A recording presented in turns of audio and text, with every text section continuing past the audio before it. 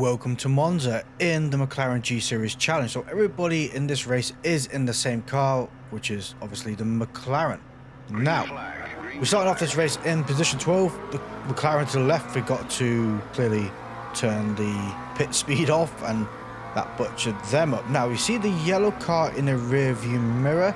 That car we ended up having an extended battle with, and would you call it battle? More sitting back, relaxing and waiting for the opportune moment to pounce, and that's probably the better word for it. Although we did give them a little love tap for quite the insane dive bomb they did, and I'm not criticizing dive bomb, it worked, and credit where credit's due. They sent it, made it, worked it. Good on them. Another thing that's worked in our favor is now we're in position 7 and the McLaren up in front is position 6. Position 8 behind is almost a second away as we enter the series of corners, which is a great place to be. We're not under pressure from anybody behind, but we are applying pressure to the car up in front. And that's what we need to do consistently. Keep behind that car and keep applying that pressure, and hopefully they will end up making a mistake. It's going to be quite difficult to overtake, especially when your cars are so evenly matched because they're the same. Overtaking is going to be on a case of opportune moments and probably dive bombs. You see they are defending, they're moving over slightly, so we're going to lose our line here, but I'm not going to overtake it. I don't want to have an accident in this corner here. It's so easily done because they wasn't going to back out, and ultimately I really wasn't up the side enough to take control of that corner. So back off, reset, think about the situation and apply the pressure again. Oh, didn't realize Laurent up in front has got 100% fuel. They're probably taking the car home after this race. Car behind has closed the door. 4-day 0.5 seconds away. Me and the car up in front battling is slowing us both down, but that isn't going to last too long. Sometimes you got to sit back, relax and wait for things to unfold, and you can see they're kind of being a bit sketchy in a straight line. By the time we get to lap 4, not a lot has changed. Cars up in front are now 4 seconds away. 4-day behind is 1.5 seconds away. There is a thing working in our favour though. We're still right behind Laurent up in front. And again, lap 4, they've been holding this pressure on, and it's going to start eating at them at some point. It's got to. There's no way they can keep this kind of momentum going with us right behind them and them not feeling any form of pressure whatsoever. By lap 6 though, we get handed a golden nugget, and that is a lapped car. The lapped car gives way to Laurent up in front, but oddly enough comes back in like we never existed. Then we overtake and they start flashing us like we're at fault, or maybe saying sorry, I don't know. Let me know if you see this video bud down in the comments below, but it's kind of unusual as why you would flash as a car is overtaking you. You know, have plenty of space and we never had any contact. Although we could have done. That could have been quite a messy accident, and Laurent would have been laughing all the way to the finish line. We don't need that on our side. Overall, we're setting a pretty good consistent lap time of 152.6, which is not bad considering we're kind of in a little bit of traffic. Once we get past Laurent, we will be able to then be a little bit quicker and push that a little bit harder. You know, in braking zones such as these, you've got to pull off a bit earlier, give yourself a little bit of breathing room, as you don't have the air pushing the car to slow down at the same time. So braking zones are extended. But we have another issue. D-Web is 2.2 seconds behind us. D-Web has been slowly working their way up the pack of cars and is catching us down. They're going for the defensive move, coming back over and then braking. Okie dokie. Was nowhere near in position to be able to contest that corner. We're still quite a bit of distance away, although others may take a different idea on the situation and just send it. You know, I kind of like to be a little bit closer before I go for the insane dive bomb of 3 miles over back. Yeah, so David Webb is going to be a problem or a thorn in our side, as me and the car up in front are setting, I would say, consistent lap times, but again, Webb is a little bit quicker and closing that door behind us. You see them now in our rear view mirror. We're on lap 8. The plan though, we have a great plan here. I'm going to make a move to look up the inside here. I'm not going to commit to it, but I'm going to get into the head again. The plan is this. I'm going to surrender this position and let David Webb behind. I think it's David Webb. I'm going to say it's David Webb.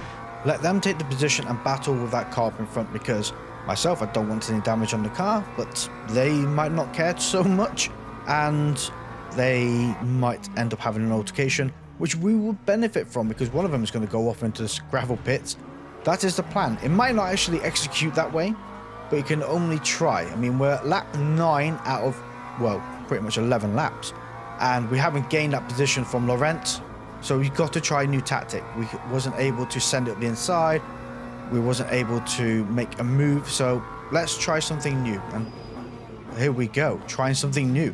You see Webb right up behind Laurent up in front. We have created quite a bit of stale area, so if anything was to occur, we have a good bit of area to predict or assess what's going on. Oh, that was a move. We're going to go up the inside here. Oh, closing that door. I'm going to just shove my way through there. Outbrake them, and off in a gravel pit they go. So while we lost one position, we also gained one position. Can't really grumble too much of that. We're going to lose it anyway to Webb, so might as well get Webb to do the dirty work for us and pretty much secure us the position 7 in this race. I mean, there's only 2 laps remaining. Now down to the final lap, catching up to another lapped car. Again, finishing the race off in position 7. This has to be one of the most cleanest Monza races I have ever been in. And it's kind of insane how it's worked out that way, because usually when you go to Monza, it is a right mess. But this wasn't our first race. Our first race, we took a more cautious side to Monza and actually started from the pits. As you can see, everybody's going past now because I was too busy looking at the phone rather than the racetrack and kind of leaving the pits a little bit late. No harm, no foul. 20 of us in this race. We're in position 19. MB Frog 4 behind us done exactly what we've done. I forgot to start the race unless they want to be here and don't want to do anything. Porsche safety car to the right. Out the pits we go. In, I would say, last place. MB Frog actually doesn't start the race or part of any of the race. So yeah, coming down towards turn 1. Nobody has crashed. Everybody survived. And this kind of caught us off guard a little bit. So what we expected is everybody to crash and we can make places up that way. Nobody crashed. So it's a case of we're going to have to beat them in raw pace. And that pace needs to be delivered in this race. And like I say, this is the first race. Kind of feeling the car up. Could have probably phrased that a little bit better. But it is a fixed tune. And trying to see what this car can and cannot do. Now, yes, there are people that probably could be a lot faster. There are people that definitely are a lot faster. But first time in a McLaren with a fixed tune, got to be a bit gentle and be a bit, well, careful, is probably a word for it. Now, Jones up ahead in the same colour livery McLaren as ourselves. Jones, we need to get past you, my friend. If you don't mind just moving over a little bit so we can go up the inside, it'd be very much appreciated. They're definitely taking the defensive line into this corner. Not really needed, but we do come out. Ooh, they had a moment. Nearly took us with it, but we're up the inside. They surrendered, and we have a great line into this back section here. Jamie up in front is breaking away. We need to start reeling them back in. Last thing we need is to lose that slipstream, because if they are that little bit quicker, the slipstream will bring us back in behind us and keep our pace and lap times up much further. That's the thought process we have going on. Whether it works or not, we're going to soon find out, because by lap 5 we're right up behind Jamie. There's a car off parking in the gravel, probably building a little castle they don't know about just yet. And Jamie's now getting held up by traffic, and we're actually catching up to the back markers in this race. Absolutely brilliant. I mean, we're in position 16, but lap 5, position 16, there's not a lot gain, really isn't. But it did take us a little while to start catching up to the back markers, especially considering we started quite late in this race. Less than ideal. Not too sure what happened to the pale blue McLaren there, but this looked like they turned in and then ultimately decided wasn't the right idea. Car to the right's got the pit limiter light on, doing 37 miles per hour on the racetrack, on the racing line, as they're slowly, lazily turning in for the pits. Not ideal, and that could have been the end of Jamie up in front, but it was not to be. Lap 6 on the other hand, we're right up behind Jamie, and the car after that is 2.5 seconds away, so we have quite the bunny hop to do.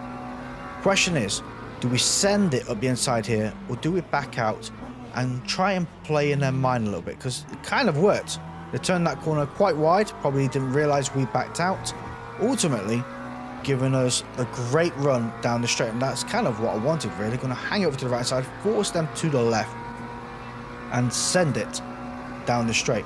Remember, you got to brake at the sign there on the left hand side, a coloured sign. They brake quite late, turned in quite deep, could have been a little bit messy, but that is a position gain. We're now in P13, 2.9 seconds away from the cars up in front, and Jamie behind is half a second away behind. Let's see if we can break away from them in turn 1 and into turn 2, because the McLaren really does know how to send it in that section, and you can see Jamie is quite far away now, 1.5 seconds away by lap 9. And like you see, by lap 9 we've caught up to 2 more Musketeers. Up in front we have these 2 cars quite heavily battling. Now, as we all know, a third car joining the party is less than ideal. Things get messy when a third person joins the party, becomes the third wheel. Let's see if we can capitalize upon this messiness. And this is going to be the corner we're going to do it in. Final corner here, down to third gear, send it a little bit deep, got off the brakes a little bit too early, going out wide and can't get on the throttle so quickly. But you might think all is lost here. Nope, we have the slipstream from the car in front, a bit of side draft from the car to our right. Jamie's 0.7 seconds way behind. Let's hope they stay that far away. We're going to do what we did when we had the Mercedes and kind of brake a little bit late, pull it off. There we are, brake that tad late, turning in, going to cut the nose off of the McLaren behind, kind of forcefully commit to the situation, but zero contact was made, ultimately gained that position. We really don't have much time left to get onto the top 10. Maker up in front in the McLaren is now 1 second away. We need to reel them in. We only have 2 laps to do this in, and we'll be in the top 10. It really didn't take long to catch them up. A couple of corners, right up behind their trumpet, faking a move again. Seems to work really well because people either go heavily defensive or heavily avoidance. Well, that's probably the better word for it. And it really does work a treat because you can see them coming out of the corner was not ideal. Now, while yes, we're on the outside of this corner, we're going to do the old switchback move here. Braking at the sign on the left hand side. Kind of expecting them to go in a little bit deeper, but they didn't. Surprisingly, they braked conservatively. Not perfect, but again, the switchback move has been committed. We have gained that position. We have 1 lap to hold on to it. And that's where the stress starts to settle in. Because 1 lap to hold on to it, they are on our left-hand bumper, so we're not going to be able to turn in or brake in the best of fashion. I don't want to be rear-ended, so we're going to take the more defensive line, but coming out of the corner, we are bunny hopping to a 0.7 second lead from that car behind. And as we saw in the previous corners, it didn't take long for me to catch up to them. It's not going to take long to get away from them. A couple of corners and we should have that position. Well, a good time delta away from the cars behind. That's probably the better way of putting it. This McLaren is extremely good through that section there. It really is stable. Now, providing you stay off the curb, it's very pointy and it does really hold it very well. I've not seen anybody slip out like you normally do at Monza where the back end overtakes you or anything like that. Same in this corner here. Amount of Porsches you see in the wall on the right side here is not even funny. It turns into the Porsche car park or the dealership, whichever way you want to see it. Not in this race. This race has been incredibly stable. And the car tuned rather well, I would say. Well, probably tuned to be very stable. I wouldn't say it's tuned to be the fastest. That's certainly not the case. I know I can do 151s here. And probably a few more races in the McLaren. Probably could break it into the 151s, but didn't have the time to do it today. We are in the top 10 though. We are coming around the final corner with a healthy lead of 1 second from the car behind. 1.4 now from the pink McLaren, and 10 seconds away from Jamie. So I'm not too sure what happened to them. 10 seconds is quite a lead. Maybe it had an accident or not, but we're going to soon find out in a moment when we visit Crash Cam. And there are some impressive crashes here. Sadly, we never got to see any of this kind of stuff during the race. Now, this is the first race. You can see the car up in front, which is myself, making a move over to the right side. And, well, that was the yellow car we followed throughout the whole of this race, wrecking the McLaren to the right side like it never existed. Kind of thing is, you aim and pray that nobody's there, because either you hit the car up in front or you hit the car to the right side, and it's just what it is. It is what it is. There's a little kiss I give the McLaren up in front. 3 wide into turn 1 is actually doable. Everybody kind of filters out. Now, there's a little bit of contact here and there, but it is doable and a little bit sketchy. Never thought I'd see it in my lifetime. You see far few more doing it. And it gets a little bit sketchy again. You see a little bit of kiss from the cars in front, and then everybody kind of irons out and settles out, and away we go out to the side in one piece. Ultimately, these two do end up having what I would say quite the battle. Now, that's kind of a toxic move there. You know, that was a retaliatory turn to the left to block this overtake here, and kind of would have been suited to have the little kiss a little bit further into that corner there to send them off into the gravel, you know. Although I would argue, shouldn't retaliate. That is a bit naughty. You see them closing the door again, and I would definitely argue that is a blatant close of the door. If you're upsetting your own vehicle to a degree like that, kind of messy. You see them drives them out as well. These are deliberate actions rather than giving space, so that's a deliberate brake check. Yeah. Does get a little bit toxic during the race, and this is position, 7 or 8, something like that. Kind of crazy when you think about it. It does all affect your safety rating, so the brake test has affected your car, it's affected your safety rating, all because you just don't want to lose a position. Kind of funny, really. That is a mountain of understeer I haven't seen on the final corner ever in my life. I think they're probably on keyboards. Yeah, certainly won't be doing that on the steering wheel unless you're really brave. Well, that was avoidable. Yeah, definitely avoidable. Here's these two at it again.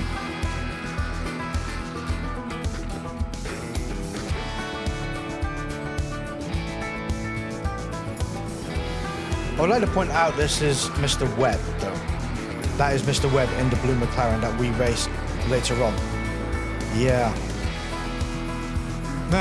When the shoes under the foot, look at that. Ultimately, though, this white McLaren comes worse off than the pink one, which I think kind of insane considering the pink one decided to take flight. A little bit of bump draft, away you go. Could have probably carried the momentum along here and may have made it work. Not too sure, but the white McLaren was definitely defending until the final moment, and then start squeezing the car to the left. Yeah, you can't move over to the right and then try and defend off again. It doesn't really work like that.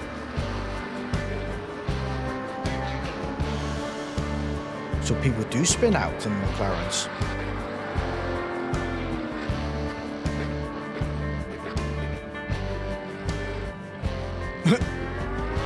Went for the move, ultimately went to the wall. Now, I forgot to mention that the car behind me that was racing in race 1 is here to the left, that we overtook eventually towards the end of the race. This blue McLaren was the one behind me throughout the duration of the race.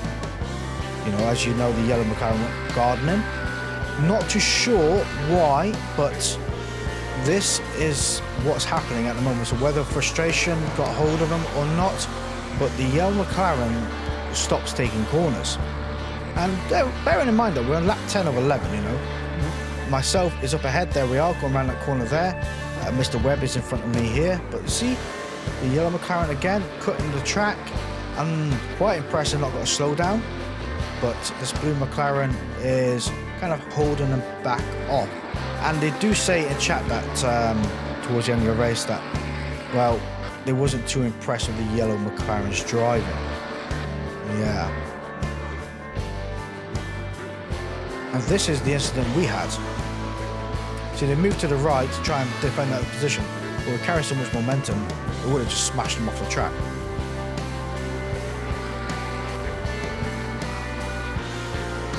Yeah, I'm not too sure. They probably got thrown out and like, Jesus Christ, there's so many cars around me, I don't know what to do. But this is ultimately what actually happened. So there is us up in front. There's a McLaren trying to keep up with us, and credit where credit due, they did. You know, everybody in this race was setting consistent and quite similar lap times. But coming down to turn 1, they do brake, and there's plenty of reason to turn in. But ultimately, they decide not to and plough into the blue McLaren. And I just can't figure out why. You know, that's a decision choice that they made to do that. Now, I get the blue McLaren kind of looking for a pit manoeuvre, more than fair enough. But again, coming down to this corner here, they decide we have enough momentum to slow down, but I'm ultimately not committing to it and just going off the track. I can't be bothered the corner. So if you're in that mentality, why bother keeping racing? Just saying. You know, I don't understand your frustration. You made a mistake. You know, everybody makes mistakes. Whatever, get over it. But yeah, that is end of race 1. Crash cam for race 2, on the other hand, well, this is always a good start.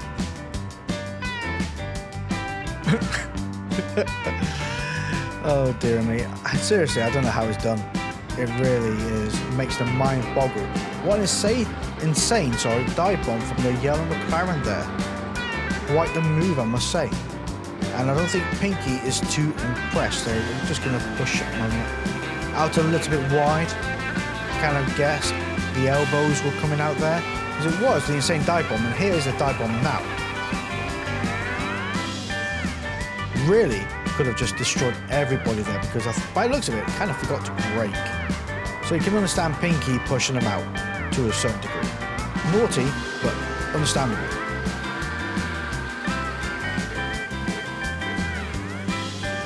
That's just clumsy. Clumsy. Kind of tight corner though. It's, if you go out too wide, you don't seem to have the rotation that you're looking for. Good old 360 out the other side, collecting signs, and away they go. Straight to the racing line, whilst the momentum is half the amount of everybody else. Typical racing, and kind of blocking the McLaren behind. You see it in racing all the time, naughty, but everybody does it. You know, you see it in real world racing and everything like that, so can't really grumble too much about that. This, on the other hand, is messy. Just turns in like the car ain't there, and then wonders why they're spinning in the wrong direction. You know, can't expect the car on the inside to back off, while you just got to provide space. If they do back off, you provided space. You did the right thing. So there was one victim for that wall. Just didn't get to see it. Kind of a nice move, to be honest. Not really grumbled too much about that. They were into the corner before the pink car, although the pink is clearly not too happy about the situation.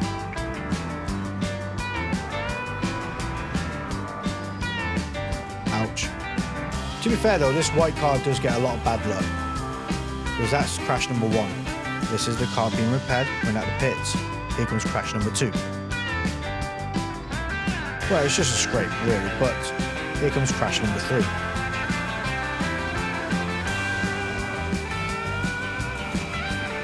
Lost the wheel, looking at the crowd, not impressed.